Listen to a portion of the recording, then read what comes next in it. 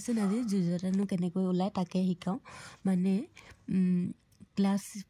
প্ৰায় ক্লাছ 7ৰ পৰা কিছুমানৰ 7ৰ পৰা থাকে নেকি সম্ভৱ জাতীয় বিদ্যালয়বোৰত আৰু এনেকুৱা চৰকাৰী বিদ্যালয়বোৰত থাকে 9ৰ পৰা 8 9ৰ পৰা থাকে যুঁজতা কেনেকৈ ওলায় বহুত ইম্পৰ্টেণ্ট হয় এইটো সেইকাৰণে যুঁজতানো কেনেদৰে সহজে ওলাব পৰা যায় তাকে শিকাওঁ তোমালোকক আজি প্ৰথমতে আমি মৌলবোৰৰ নাম মনত ৰাখিব লাগিব আৰু পাৰমাণৱিক সংখ্যাটো মনত থাকিব লাগিব যেনেকৈ হাইড্ৰজেন হিলিয়াম লিথিয়াম বেৰিলিয়াম বৰণ কাৰ্বন নাইট্ৰজেন অক্সিজেন এনেদৰে টপৰাই ক'ব পাৰিব লাগিব তেতিয়াহে তোমালোকে যুঁজতাটো উলিয়াব পাৰিবা যুঁজতা ওলাবলৈ প্ৰথমতে আমি পাৰমাণৱিক সংখ্যাটো জানিবই লাগিব সেইটো বহুত বেছি ইম্পৰ্টেণ্ট হয় এতিয়া আমি যদি অক্সিজেন নাইট্ৰজেনৰ ওলাইছোঁ নাইট্ৰজেনৰ পাৰমাণৱিক সংখ্যা কিমান সেইটো আমি জানিলেহে আমি যুঁজতা ওলাব পাৰিম নহয় জানো নাইট্ৰজেনৰ পাৰমাণৱিক সংখ্যা কিমান হাইড্ৰজেন হিলিয়াম লিথিয়াম বেৰিলিয়াম বৰণ কাৰ্বন নাইট্ৰজেন হৈছে 7 নাইট্ৰজেনৰ পাৰমাণৱিক সংখ্যা 7 এতিয়া এনেকুৱা ধৰণৰ তোমালোকে পাইছানে এনেকৈ ইয়াতে কক্ষ থাকে কয়গোটা ইলেক্ট্ৰনবোৰৰ কক্ষ থাকে এইটো হৈছে নিউক্লিয়াছ আৰু প্ৰথমটো কক্ষত দুটাকৈ ইলেক্ট্ৰন সোমাব তাৰপিছত 8টা ইয়াতে সোমাব 8টা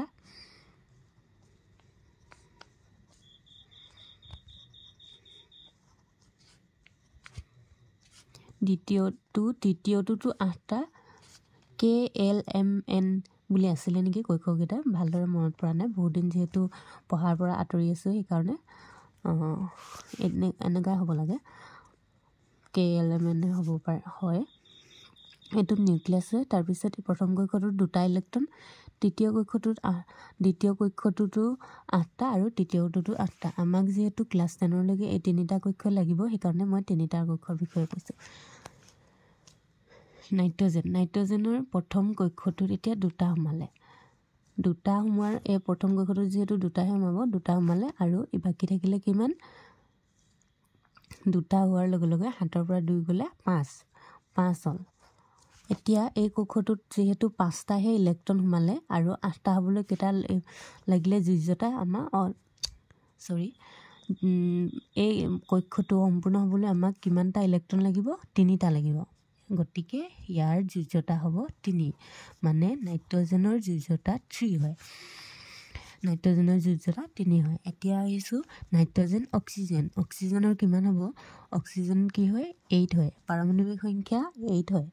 গতিকে প্ৰথম কক্ষটোত সোমালে 2টা তাৰপিছতে বাকী থাকিলে কিমান 6 সোমালে আৰু আমাক এই কক্ষটো সম্পূৰ্ণ হ'বলৈ যিহেতু 8টা ইলেক্ট্ৰন সোমাই ইয়াত 8টা ইলেক্ট্ৰন হ'বলৈ আৰু কেইটা লাগে 2টা গতিকে ইয়াৰ যুঁজতা হ'ব 2 তাৰপিছত আহিলে আৰু এটা ওলাই দেখাইছোঁ এইখিনি পাৰিবা তোমালোকে নিয়নৰ যিহেতু অলপ বেলেগ ধৰণৰ হয় নিয়নৰ হৈছে 10 পাৰমাণৱিক সংখ্যা 10 হয় তাৰপিছত প্ৰথম কক্ষটোত সোমালে 2টা ইলেক্ট্ৰন সোমালে তাৰপিছতে বাকী থাকিলে কিমান 8টা এইটো কক্ষ সম্পূৰ্ণ হৈ গ'ল এইটো কক্ষ সম্পূৰ্ণ হৈ গ'ল এটাও ল'বও লগা নহ'ল আৰু এটাও দিবও লগা নহ'ল সেইকাৰণে ইয়াক সম্ভ্ৰান্ত গেছ বুলি কোৱা হয় সম্ভ্ৰান্ত মানে কি হয় ধনী হয় মানে কাৰো লগত লেনদেন নকৰিলেও হ'ব সেইকাৰণে ইয়াক ধনী বুলি কোৱা হয় ইয়াৰ 0টা যিহেতু এটাও ল'ব নালাগে আৰু এটাও দিব নালাগে সেইকাৰণে ইয়াৰ যুঁজতা হৈছে 0 তাৰপিছত আহিলে ছডিয়ামৰ পাৰমাণৱিক সংখ্যা হৈছে 11 তেতিয়া প্ৰথমটো কক্ষত সোমাব 2টা তাৰপিছত বাকী থাকিলে